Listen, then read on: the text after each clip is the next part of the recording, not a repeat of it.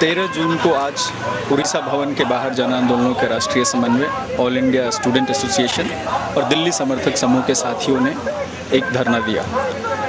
धरना इस बात के लिए दिया जा रहा है और यह तकरीबन पिछले साल में कम से कम 5वीं या 6ठी बार हम यहाँ आए हैं, जब पॉस्को प्लांट के खिलाफ चल रहे आंदोलन के समर्थन में और उड़ीसा सरकार के द्वारा किए जा रहे दमन के विरोध में हम बार बार यहाँ जमा हो रहे हैं।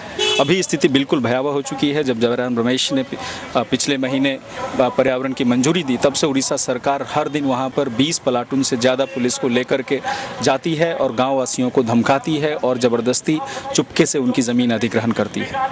एक तरफ उनको सामना करते हुए बच्चे, औरतें और बूढ़े, स्त्री पुरुष सब लोग ज़मीन पर लेट कर विरोध कर रहे हैं और इस चिलचिलाती धूप में वो अपनी ज़मीन की रक्षा करने के लिए बिल्कुल सामने खड़े हैं। दूसरी तरफ जयराम रमेश ने आज ही कहा है कि हमने सिर्फ पर्यावरण की मंजूरी दी है, ना कि ज़मीन हड़पने की। तो यह बिल्कुल दोहरी बात है। जब उनको मालूम था कि यहाँ पर वनाधिकार कानून के तहत लोगों की ज़मीनों का सेटलमेंट होना है, तब वो उन्होंने कैसे यह मंजूरी दी? वहाँ के लोगों की पल्ली सभा और ग्राम सभा की अनुमति के बगैर जब उन्होंने दावा किया था कि वनाधिकार कानून का सेटलमेंट होना जरूरी है अभी, फिर भी उन्होंने यह मंजूरी दी। यह बिल्कुल इल्लीगल है। इस बात की हम धिक्कारते हैं। करेंगे जीतेंगे, इस बार नहीं हम छोड़ेंगे। संघर्ष करेंगे जीतेंगे, इस बार नहीं हम छोड़ेंगे। देशवासियों को भूमिहीन बनाने का सिलसिला जारी है। वो विरोधाभास है।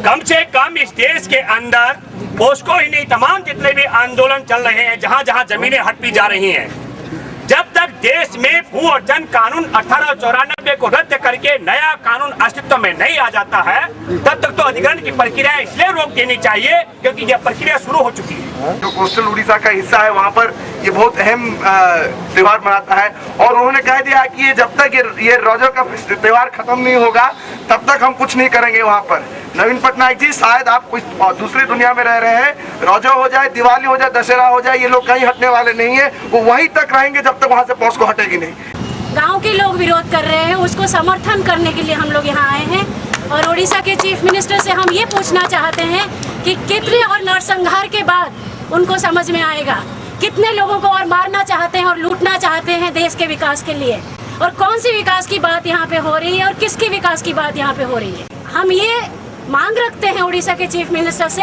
कि वो तुरंत अपना रेजिग्नेशन प्रदान करके यहाँ पे जाए, ताकि उड़ीसा बच सके उनके नरसंहार के प्रतिरूप को लेके। और हम बिल्कुल नहीं चाहते हैं कि विकास के नाम पे इस तरह का विनाश हो।